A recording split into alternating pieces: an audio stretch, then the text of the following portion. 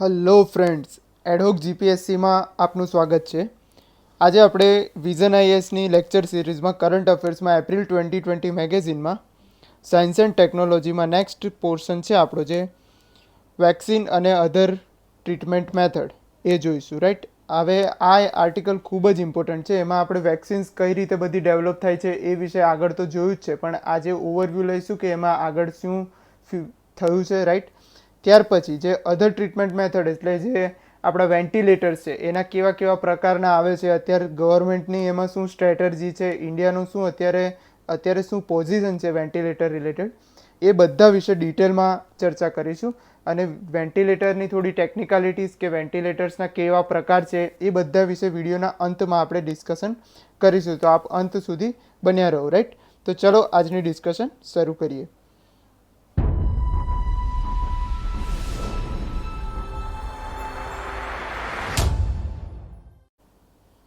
તો vaccine and other treatment methods, એમાં first છે high level task force for vaccine and drug testing.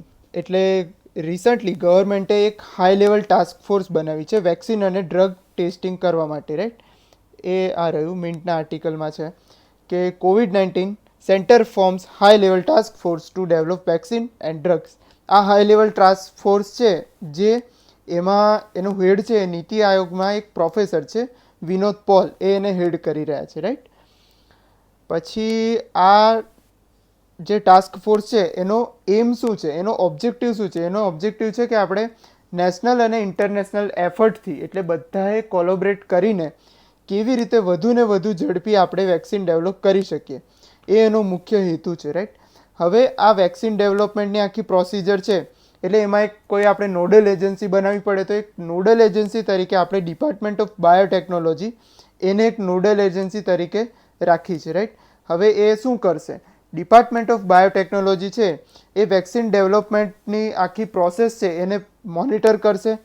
Both જે આપણું national કે ઇન્ટરનેશનલ દરેક જગ્યાએ દરેક ક્ષેત્રમાં જે લેવલ પર આપણું વેક્સિન ડેવલપમેન્ટ પ્રોસેસ આગળ પહોંચી હશે, ત્યાંથી પછી આપણે આગળ શું કરી શકીએ કે એનો મહત્તમ લાભ કેવી રીતે મેળવી શકીએ. રાઈટ, એ બધા ઉપર આ નોડલ એજન્સી કાર્ય કરશે. રાઈટ, એટલે આ થઈ ગયું આપણું high level task force for vaccine and drug testing. હવે પ્રિલિમ્સમાં આમાં ખાલી એટલું પૂછાઈ શકે કે નોડલ એજન્સી કઈ હતી અને એ કોના વડપણ હેઠળ, એટલે આ જે નીતિ આયોગના સભ્ય છે વિનોદ પોલ, બરાબર, એ એના મેમ્બર હતા. રાઈટ, હવે નેક્સ્ટ આર્ટિકલ કોરોફ્લુ વેક્સિન. એટલે આ કોરોફ્લુ દેટ મીન્સ કોરોનાના ફ્લૂ માટેની વેક્સિન. રાઈટ, એ કોણે બનાવી છે? It is develop by Bharat Biotech Limited. Bharat Biotech Limited છે એને આ વેક્સિન ડેવલપ કરી છે. Right, in partnership with university of Wisconsin, એટલે યુએસએની એક આ યુનિવર્સિટી છે મેડિસોનની, અને બીજી એક યુએસ બેઝ કંપની છે ફ્લુજીન. આ બધાએ ભેગા થઈને ભારત બાયોટેક, પછી આ ફ્લુજીન અને વિસ્કોન્સિન, એને ભેગા થઈને એક વેક્સિન ડેવલપમેન્ટ કરી છે. હવે આ વેક્સિન છે એનું હ્યુમન ટ્રાયલ આપણે સપ્ટેમ્બર 2020 સુધીમાં થશે. રાઈટ, હવે આ જે વેક્સિન છે કોરોફ્લુ વેક્સિન, તો એ છે ને ફ્લુજન્સ, એટલે ફ્લુજન યુએસએની કંપની છે, એની એક ફ્લૂ વેક્સિન છે. શું એનું નામ છે? M2SR. આ વેક્સિનના બેઝ ઉપર એને બનાવવામાં આવી છે. રાઈટ, એટલે SARS-CoV આપણો વાયરસ છે, કોરોના વાયરસ, એના ટ્રીટમેન્ટ માટેની વેક્સિન. રાઈટ, એ આ ભારત બાયોટેક લિમિટેડ કંપનીએ યુએસએની ફ્લુજેન જે કંપની છે એનું M2SR, જે એની ફ્લૂ વેક્સિન ઓલરેડી હતી જ, એના આધારે એક નવી વેક્સિન ડેવલપમેન્ટ પ્રોસેસ આગળ વધારી છે. એમાં સેકન્ડ તબક્કા સુધી આપણને સફળતા મળી ગઈ છે. એટલે હવે થર્ડ સ્ટેજ કે જેનું ત્યાર પછી જે હ્યુમન ટેસ્ટિંગ હોય, હ્યુમન ટ્રાયલ હોય, એનું સપ્ટેમ્બર મહિનાથી શરૂ થશે. હવે આ કોરોફ્લુ છે એ it will be administered intranasally mimicking the natural route of infection. એટલે જે કોરોના વાયરસ કે પછી બીજા એ ટાઈપના કોઈ ઇન્ફ્લુએન્ઝા વાયરસ હોય, એ બધાનું નેચરલ રૂટને એ આઈડેન્ટિફાય કરે છે અને સીધું ત્યાં એટેક કરે છે. રાઈટ, એટલે આ થઈ ગઈ આપણી કોરોફ્લુ વેક્સિન. રાઈટ, હવે નેક્સ્ટ છે પ્રાણવાયુ. પ્રાણવાયુ એટલે એના નામ ઉપરથી જ સ્પષ્ટ થાય છે આપણો પ્રાણવાયુ શું? ઓક્સિજન. પ્રાણવાયુ છે એક વેન્ટિલેટર માટેની સિસ્ટમ છે. It is a close loop ventilator. એક ક્લોઝ લૂપ વેન્ટિલેટર સિસ્ટમ છે. આઈઆઈટી રૂરકીએ એને ડેવલપ કરી છે. એમ્સ, જે ઋષિકેશની એમ્સ છે એના સાથે કોલોબરેટ કરીને આઈઆઈટી રૂરકીએ close loop ventilator system Pranavayu develop કરી છે. હવે આ વેન્ટિલેટર છે એ શું મદદ કરે, તો જે દરેક એજ ગ્રુપના પેશન્ટ હોય એ લોકોને શ્વાસ લેવામાં તકલીફ થતી હોય ત્યારે આપણે વેન્ટિલેટર પર એને રાખતા હોઈએ છીએ, રાઈટ. અને ખાસ કરીને મોટી ઉંમરના લોકો કે જે લોકોના ફેફસા નબળા પડી ગયા હોય એ લોકોને વેન્ટિલેટર પર રાખવામાં આવતા હોય છે. હવે આમાં એનું મેઇન મુખ્ય વસ્તુ શું છે કે એમાં કોમ્પ્રેસ્ડ એરની જરૂર પડતી નથી. એટલે it does not require compressed air for functioning. એના ફંક્શનિંગ માટે કોમ્પ્રેસ્ડ એર જરૂરી નથી. અને એ ક્યારે વધારે યુઝ થાય કે જ્યારે આપણે હોસ્પિટલ્સમાં આઈસીયુઝની સંખ્યા ખૂબ જ લિમિટેડ હોય. પણ અત્યારે COVID-19 પેન્ડેમિકના કારણે આપણે વધારે ને વધારે લોકોને આઈસીયુ પર રાખવા પડે છે, રાઈટ. આઈસીયુ એટલે વેન્ટિલેટર પર રાખવા પડે છે, રાઈટ. તો એટલા બધા આઈસીયુઝ તો હોય ને, એટલે જે ઓપન સ્પેસ હોય કે જેને આપણે ટેમ્પરરી બેઝિસ માટે આઈસીયુમાં કન્વર્ટ કરી હોય એવા પ્લેસમાં આ ખૂબ જ ઇફેક્ટિવલી કામ કરી શકે છે. હવે એના થોડા એડિશનલ ફીચર્સની વાત કરી લઈએ તો એમાં રિમોટ મોનિટરિંગ છે. એટલે હેલ્થ પ્રોફેશનલ્સ હોય એ લોકો દૂરથી પણ એ વિશે મોનિટર પોતાના મોબાઈલ પર કે કોમ્પ્યુટર સ્ક્રીન ઉપર બધો ડેટા મોનિટર કરી શકે છે. પછી બીજું એમાં ખૂબ જ મહત્ત્વનું છે કે એમાં એક ટચ સ્ક્રીન કંટ્રોલ છે કે જેના થકી જે એના બધા ઓપરેટિંગ પેરામીટર્સ હોય, રાઈટ, કેટલું પ્રેશર રાખવાનું, રાઈટ, કેટલા પલ્સીસ ને હોય તો એ હિસાબે શું ડિસિઝન લેવાનું, એ બધા એના ઓપરેટિંગ પેરામીટર્સ એ ટચ સ્ક્રીન પર ઉપલબ્ધ છે.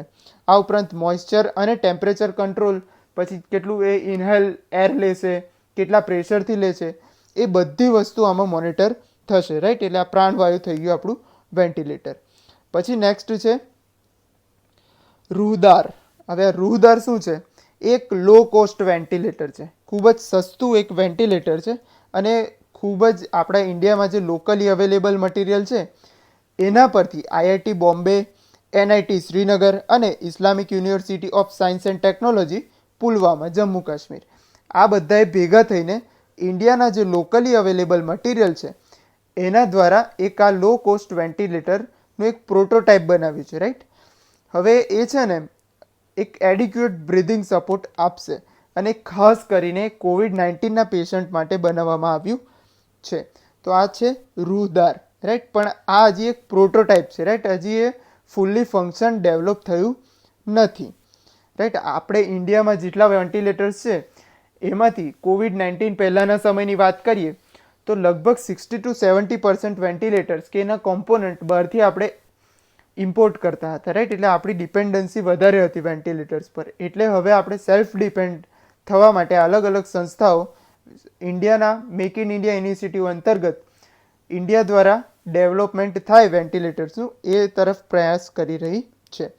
હવે લાસ્ટ છે VITAL ventilator intervention technology accessible locally, right.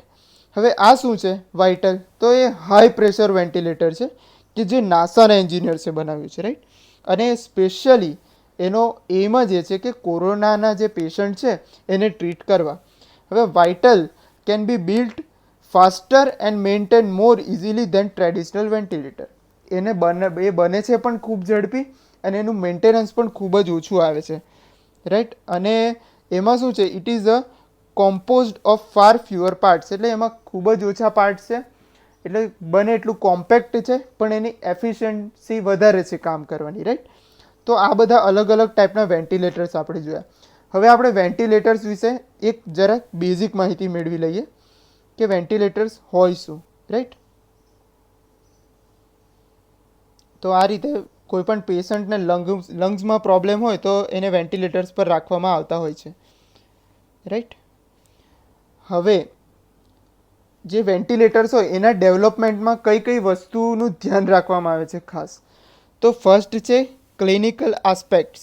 Clinical aspects એટલે શું કે કેવા પ્રકારની દવા યુઝ કરવી જોઈએ આપણે, શું પેશન્ટની શું રિક્વાયરમેન્ટ છે, રાઈટ, કેટલું પ્રેશર રાખવું, એ બધું તો સેકન્ડરી વસ્તુ છે, એ બધું એન્જિનિયરિંગ કમ્પોનન્ટમાં આવે. બટ ફર્સ્ટ ઓફ ઓલ કે પેશન્ટના લંગ્સની શું જરૂરિયાત છે તો એ હિસાબે ડૉક્ટર્સ ને બધા એક્સપર્ટ્સના આધારે એક ટીમ બનાવવામાં આવે છે ને એના એ જે ડિસિઝન લે કે કઈ કઈ વસ્તુ ક્લિનિકલી એ લોકોને જોઈએ છે વેન્ટિલેટર્સમાં, એ બધી વસ્તુને પછી એનામાં એક એન્જિનિયરિંગ કમ્પોનન્ટ, એટલે બધી વસ્તુ પછી ડિઝાઇન કરવામાં આવે, રાઈટ. એન્જિનિયરિંગ કમ્પોનન્ટ્સ હોય વેન્ટિલેટરમાં, ઇલેક્ટ્રોનિક કમ્પોનન્ટ્સ હોય, આપણે જોયું આગળ એમ ટચ સ્ક્રીન હોય છે, રાઈટ. પછી બધું મેઝરમેન્ટ માટેના કમ્પોનન્ટ્સ હોય છે. પછી સોફ્ટવેર હોય, જેમ કે આ સ્ક્રીન છે, હવે સ્ક્રીન પર મોનિટર પર બધું પ્રેઝન્ટ થાય છે એ કોઈ સોફ્ટવેરના આધારે રન થતું હશે, રાઈટ. એટલે સોફ્ટવેર કમ્પોનન્ટ આવે. પછી ન્યુમેટિક કમ્પોનન્ટ્સ આવે. ન્યુમેટિક એટલે વાયુવિદ્યા રિલેટેડ. એટલે વેન્ટિલેટરમાં મેઇન વસ્તુ શું છે કે પ્રેશરથી ઘણીવાર પ્રેશર વધારે ઓછું કરીને એર પંપ કરવામાં આવતી હોય છે, રાઈટ. એટલે ન્યુમેટિક કમ્પોનન્ટ એમાં, અને સૌથી મોસ્ટ ઇમ્પોર્ટન્ટ છે સેફ્ટી સ્ટાન્ડર્ડ્સ. એટલે આ બધી પ્રોસેસમાંથી પસાર થઈને વેન્ટિલેટર આપણું બને છે, રાઈટ. તો આ વેન્ટિલેટરનું એકદમ બેઝિક વસ્તુ થઈ ગયું કે કદાચ મેન્સમાં કંઈ લખવાનું થાય તો આપણે આટલી બધી વસ્તુને ટચ કરવા જોઈએ, right. Clinical aspect, engineering aspects, electronic, software, pneumatic અને સેફ્ટી સ્ટાન્ડર્ડ્સ, રાઈટ. હવે આપણે વેન્ટિલેટરના ટાઇપ્સ જોઈ લઈએ. તો મુખ્યત્વે આમ બ્રોડલી જોઈએ એક નોન ટેકનિકલ વ્યક્તિ તરીકે, તો 3 ટાઈપના વેન્ટિલેટર હોય. ફર્સ્ટ છે બેલો ડ્રીવન ઓર પિસ્ટન વેન્ટિલેટર, કે જે પિસ્ટનના આધારે એના મુવમેન્ટના આધારે વર્ક કરતા હોય, રાઈટ. એક પ્રકારના મિકેનિકલ વેન્ટિલેટર કહેવાય. સેકન્ડ છે ટર્બાઇન વેન્ટિલેટર. ટર્બાઇન વેન્ટિલેટરમાં શું છે કે ઓછા ઇફેક્ટિવ છે, એટલા બધા ઇફેક્ટિવ નથી, પણ એનું મેઇન સારી વસ્તુ જોવા જાય તો એટલી છે ખાલી કે એનું મેન્યુફેક્ચરિંગ ખૂબ જ સરળ છે અને સસ્તું છે, રાઈટ. હવે બીજું વસ્તુ એ છે, અને જે થર્ડ ટાઈપના વેન્ટિલેટર છે એ છે external compressed air driven ventilator. એમાં એક્સટર્નલ સોર્સ દ્વારા કોમ્પ્રેસ્ડ એરને વ્યક્તિમાં કે પેશન્ટના લંગ્સમાં ટ્રાન્સપ્લાન્ટ કરવામાં આવે છે, રાઈટ. એટલે આ વેન્ટિલેટર્સ છે એ આઈસીયુમાં મોટે ભાગે યુઝ થતા હોય છે, અને કોવિડના પેશન્ટ માટે સૌથી વધુ સ્યુટેબલ છે એ થર્ડ ટાઈપના, એટલે કે external compressed air driven ventilator છે, ખૂબ જ જરૂરી છે. તો આ થઈ ગઈ આપણી આજના લેક્ચર્સની વાત, રાઈટ. આપને આ વિડીયો પસંદ આવ્યો હોય તો લાઈક કરજો, અમારી ચેનલને સબસ્ક્રાઈબ ન કરી હોય તો સબસ્ક્રાઈબ કરજો, અને વધુ આ પ્રકારના નવા લેક્ચર્સ માટે અમારી સાથે જોડાયેલા રહો. ઓકે, જય હિન્દ.